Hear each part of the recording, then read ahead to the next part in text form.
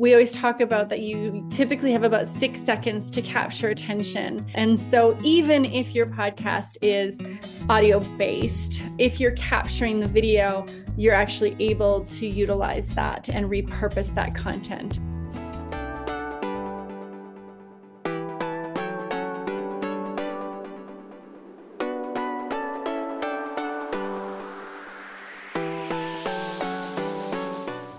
Hi there, Cindy Chase here from Coffee Connections podcast. This week, our special guest is Jessie Schewchuk.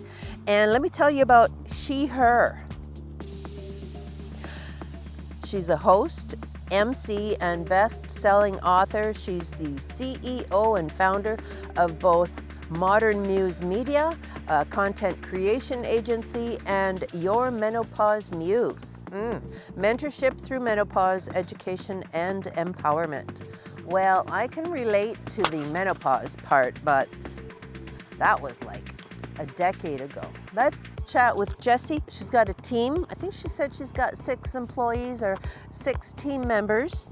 They do content creation, social media marketing, one-to-one training, email support, and newsletters. I guess if you need help with that, they can do that.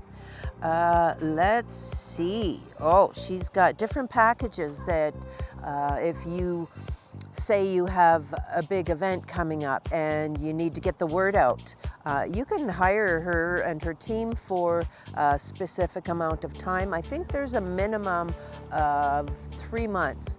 Basically, it takes 3 months to get to know your target market and to get their attention, right? It's not like, hey, here we are, and then they drop everything and sign up. No, that's not how it works. We all know that, right? I know that. Yeah, so you can hire her team to spread the word about an event or a product or a launch or anything exciting that you want people to know about you and your business. So I'm looking forward to chatting with Jessie and letting you get to know her a little bit as well. Have you been receiving the Coffee Connections podcast monthly newsletter? It goes out the first of every month, and basically what we do is introduce you to some new tribe members. Every guest that is on our show automatically become a tribe member, and that gives you some benefits actually. If you have an event coming up, say in the next month or two, and you want all of the people, all of the other tribe members and anybody that's signed up to receive the newsletter, if you want them to know about it, send me the information.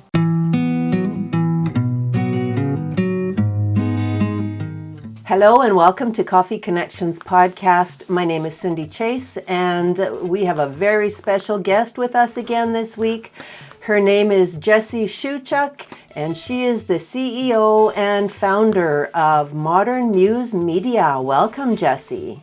Thank you. Thank you for having me. So we met a couple of years ago at a coffee event through the Edmonton Chamber of Commerce, which is a great way to meet people.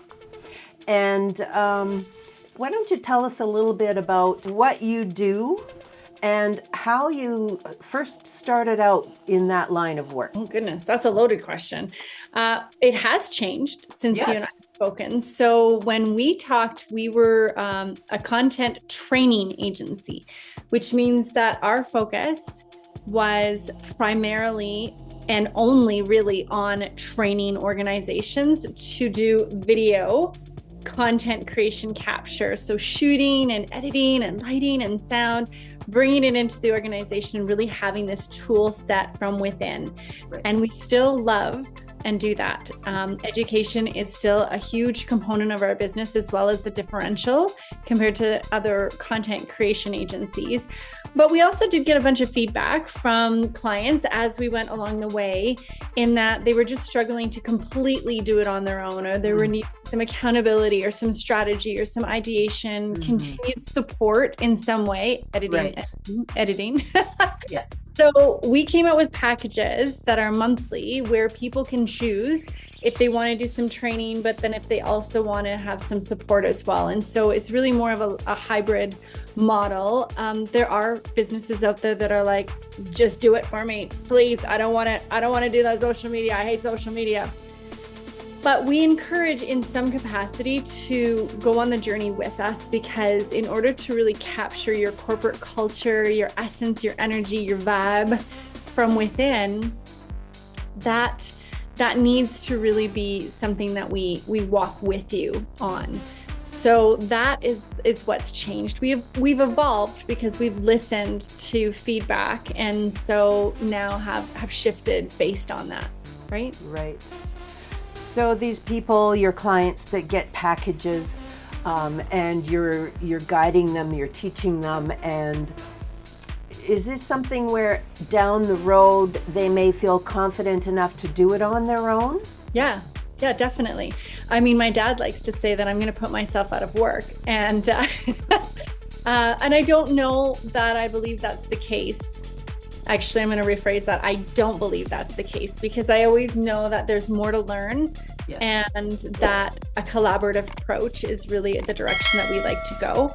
Right. And so, yeah, I think it's a ever evolving journey, this digital realm, this digital marketing realm, right? Right. And I find that when you teach somebody how to fish, per se, as opposed to just giving them a fish, they're going to tell others about how great you are, right? So you're going to get more clients, and your reputation is going to improve and grow even better than it already is. So it's a great thing to empower people like that, right? It really is. It's one of our 3 core values for sure. So to educate, to empower, and then to elevate. And that's what we try to embody for sure. So I had a look at your website, and so you do one-on-one training, right? And it depends on, from what I saw on your website, if your client needs a lot of TLC, you're there for them.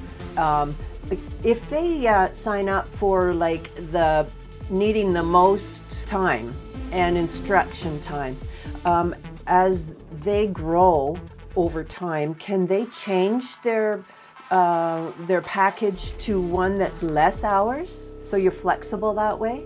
Absolutely. And in fact, I think that autonomy and flexibility are a big part of our packages because of the marketing needs that shift even from month to month. And so we usually ask that you commit to about 3 months at a time. Yeah. But when you look at that in a year, you may need to lean harder on us for a month. Let's say that an organization is having an event, really busy season, let's say at Christmas or in November, December. Right. And so, you expand and contract, and so do your marketing needs, just based on what your year at a glance looks like, right? So one of the things that you do training on is podcasting, correct? And is it just audio or also video podcast? I mean, when you think of a podcast, you think of audio, but nowadays, like my podcast is actual video. We encourage the use of video because it becomes such a great and powerful teaser tool, marketing tool. And so even if your podcast is audio based, if you're capturing the video, you're actually able to utilize that and repurpose that content. And Absolutely. So it becomes valuable. All content really becomes your content assets or your gold. And so it's just another piece of the puzzle. So when you're editing or when you're doing video, sometimes you have to edit out some good content because of length of time or whatever. And then down the road, you think, oh, I could use that to promote this service of mine. How do you know where to go back? I mean, there's certain ways to organize data. That's also a part of something that we will train. And so if people are embarking on starting to capture content on a regular basis, it becomes really, really important how to file that information so that you can, I always like to use the example, you can find the little girl with the red balloon. Yeah. Right. And so you also want somewhere to archive your bloopers or outtakes, because I find that's the stuff that's really the best to utilize. It usually gets the most traction. And in years to come, as your business evolves, that's probably the stuff you'll find most valuable to even repurpose, is just to show how far you've come on your own journey. Yeah. So definitely have an outtakes or a bloopers folder. Yeah. Yeah. I find that people will stick around till the end to watch the bloopers if they're funny enough, hey? Yeah, exactly. Yeah. Or you can use them as a tool right out of the gate to capture attention. Yeah. So we always talk about that you typically have about 6 seconds to capture attention, and you really want to put your goals or your best at the top. And so one of those ways is to put a blooper or an outtake, because it's not typically what people would see. And then they would maybe take a second look and go, okay, what is this? So. Yeah, exactly. Jessie, how did you start in the video service providing line of work? How did that come about? So I've been doing this a long time. I am a TV producer by trade, and worked on a multi-award-winning television show that you can actually find on Amazon Prime and Netflix. And but I actually started filming video when I was 10. So my grandma and grandpa got one of those VHS camcorders that was ginormous, and I fell in love. And I made music videos and commercials with my cousins. I just loved capturing performance and putting this together. So I've been doing this for a very long time. I like to say I bleed video blood. Long career in the craft. Yeah. When did you have the opportunity to first make money doing it? So when I went into high school, I had been creating these videos for 7 years. So I was 17 when I was graduating from high school, and I took an aptitude test in grade 12, and it said broadcasting. So it was undeniable that all of the boxes were getting ticked, if you will. Yeah. And I went to the NAIT Radio and Television Arts program and graduated when I was 19. So I was working in my field at 19 years old, and in film and TV for almost 20 years. Wow. Everything from oil and gas videos up in Fort McMurray through to entertainment reporting on camera, interviewing the Tragically Hip and a variety, Bare Naked Ladies. I mean, you kind of name it. And when they came through town, I would interview them. So I've seen almost everything. I've done almost everything other than feature film. So that's still on the bucket list. Oh, nice. Wow. How exciting. And how did you come up with the name Modern Muse Media, other than the obvious, which is you're beautiful, you're modern, and it's all about media? Well, I appreciate that. And Muse is actually the key word. Yes. So this is a funny story. When I was a little girl, there was a movie that I fell in love with called Xanadu. It was with Olivia Newton-John, and probably one of the worst movies ever made. It's won the most Razzleberries, which are the awards for the worst performances. It was this musical that was just really offbeat. Yeah. And so we grew up in an acreage, and I didn't have any TV other than the local TV that you could barely get. Yeah. But my uncle had a satellite dish, and he would record movies, and so we would watch those movies over and over again, and Xanadu was one of those movies. Right. And I was just completely obsessed. Like, think it's a musical on roller skates, okay, in the 80s, right? Yeah. So this idea of Muse and having this person to inspire in the art form was really aligned for me since a little girl. And of course, this Muse was, for me, Modern Muse Media. We're inspiring in the form of video, and that's how it started, Modern Muse. Right. But of course, Muse comes from Greek mythology. And so I wanted to modernize it, modern day. And so that's how it came to be. What started as video production has now morphed into content creation, but we're still here inspiring businesses to put content out, to really use the power of video as a wonderful, tangible tool to reach thousands. And that's something I'm still passionate about. The social media platforms that you have listed on your website, like TikTok, Instagram and Reels, YouTube and Shorts, for your video content, are those your favorite platforms, or why did you choose those? Why didn't you choose LinkedIn and Facebook? We still do LinkedIn and Facebook for sure. We are across the board, but we've evolved. And I love that you talked about this, because for listeners, this is something that's really, really important, because oftentimes when people are doing content creation, you're trying to go across all platforms. Yes. And that can be really daunting, overwhelming, and often too much. And when something is too much, then you likely won't do it, right? Yeah. So to be honest with you, we actually talk about choosing one, maybe two platforms.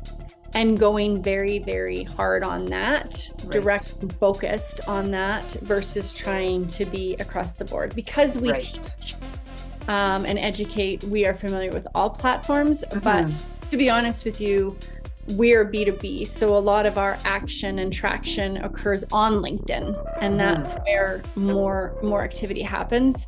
Also on Instagram, there's more of the fun stuff. It's just a different feel. Vibe. Yeah.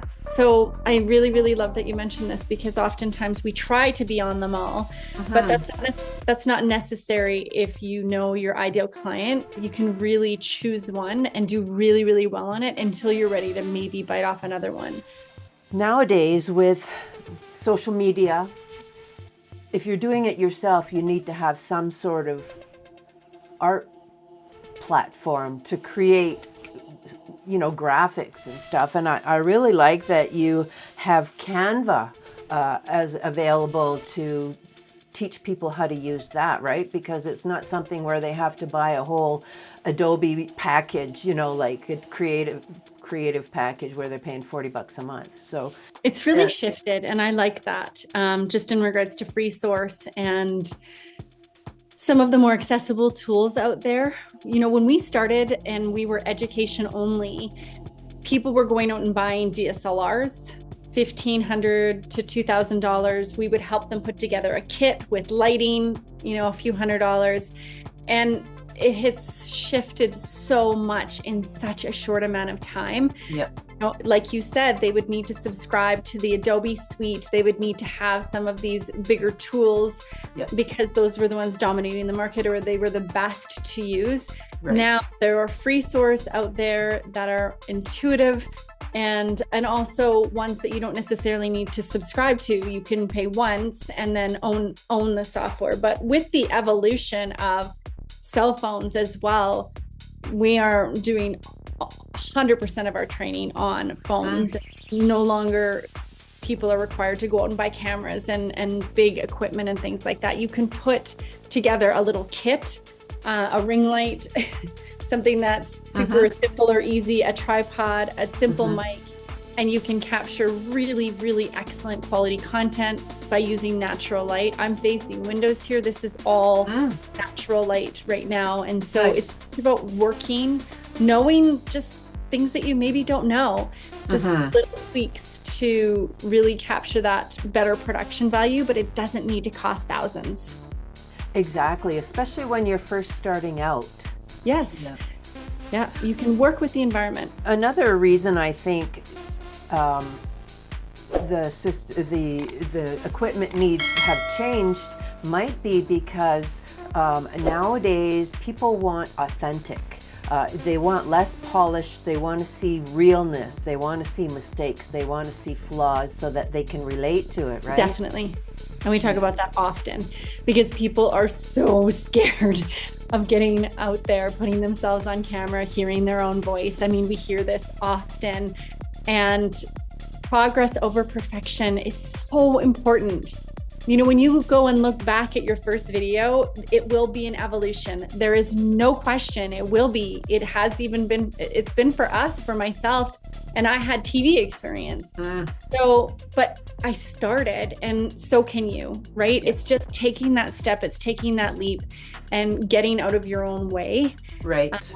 Which I find is sometimes the bigger hurdle than even the technical, is just some of that own fear. I feel like going in front of video has maybe even topped public speaking over dying, right? And so there's so much fear around it, and it can be daunting, it can be overwhelming, but you're so right in regards to being genuine, being yourself. You are your differential for your company, and so get out there and shine, because it is a tool that really, really does help elevate your brand awareness. So I also see that you do corporate group workshops. Yes, we do. Give us some examples so that the viewers who maybe they have a business and they have some employees, or who would benefit from these workshops? So if you were to look at something like even an HVAC organization, and you have folks going out onto job sites all the time,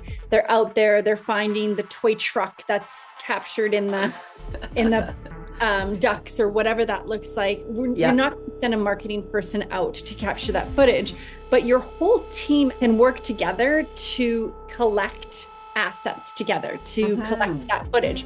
But it's not going to be usable if you can't see it, if it's grainy or whatever the case may be. And so, and the same thing applies to really any business that's looking to capture their corporate culture. So if we come in and we do a little bit of calibrating, a little bit of training, then your whole team actually becomes a part of your content creation journey. And really almost your soldiers on the ground, capturing really the essence of your organization. So it's any organization that really has that vision to utilize digital marketing in a way that transcends the lens, where you're accessing that know, like, and trust by showing who you really are. And it can be a team effort. I mean, it could apply, I think, to any business, but giving example of if you have people out in the field, or where maybe you can't send that marketing comms person or the social media coordinator, or whatever the case may be. Even if you're working with an agency, having your team trained from within to capture content is only going to benefit you. As you were speaking, I was thinking about, for example, a company that has maybe 5 or 10 employees doing something different all the time and something unique. And they could, on their social media, they could highlight each of these employees, and the content from each employee would have a unique perspective, a unique tone to it. It just allows each employee to share from their perspective. You're so bang on. It is about the diversity of the personalities. Because of my TV background, I look at every organization like a TV show, and the office becomes a set. And your people on the show are your cast of characters, and they're all different personalities. And so what if you were to be able to really showcase that? Our people that make up our business. So share those stories. So how many staff or team members do you have with your organization right now? There are 6 of us.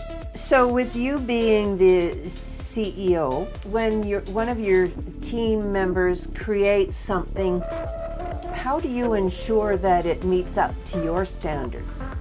Oh, I love that. So we have some really, really great systems and processes in place. We haven't always, but we do work with Trello and Slack. And so, there just definitely is a protocol with client work. So it goes to our director of comms and operations. And if there is any need for it to come to me, then I can review content as well. And if I've requested, like if we're doing a unique project or job, I oftentimes will request to take a look at it. So it goes up the chain, and my director of comms and operations is pretty amazing and knows, is really aligned with our vision. And so it doesn't always have to come to me, but sometimes things do for sure. Do you have any changes or new things happening with your company that the viewers can look forward to and stay tuned to find out about?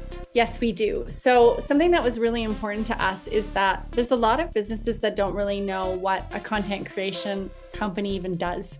Yes. And also there's other businesses that have had really bad experiences working with agencies and such. And so we decided that we wanted the opportunity for people to try us on, right? To try it on, and for us and them to see if it was a good fit, because we want to work with our clients who are heck yeah. Yeah. So that's really important. That is part of our vision as well. Right.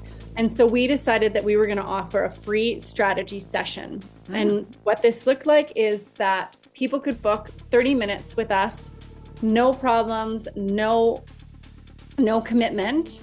Really, it's an opportunity for us to pour into them and create a 30-day content plan, or use that 30 minutes to be a sounding board, an ideation board, whatever it is they need, and hear a bit more, or not hear as much as experience what we do, and make the decision for themselves if that feels good for them.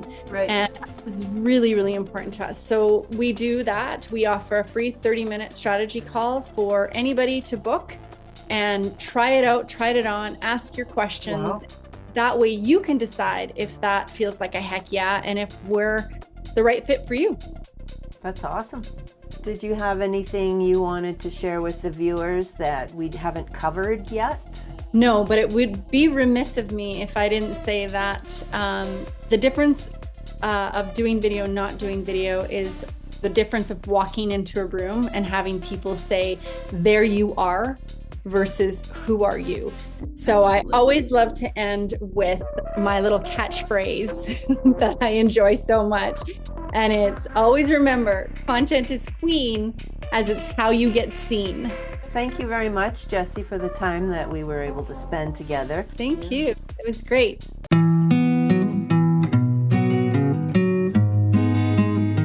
So I just want to say thank you to Jessie Schewchuk for being my guest this week. If you're looking for somebody to help you with your social media marketing, follow her on her social media. Check the link below this video and check out her profile on our Coffee Connections podcast business directory. And you'll be able to reach her through that. Okay, you guys. Well, I guess that's it for today. Come back next week and we'll talk to you later. Bye.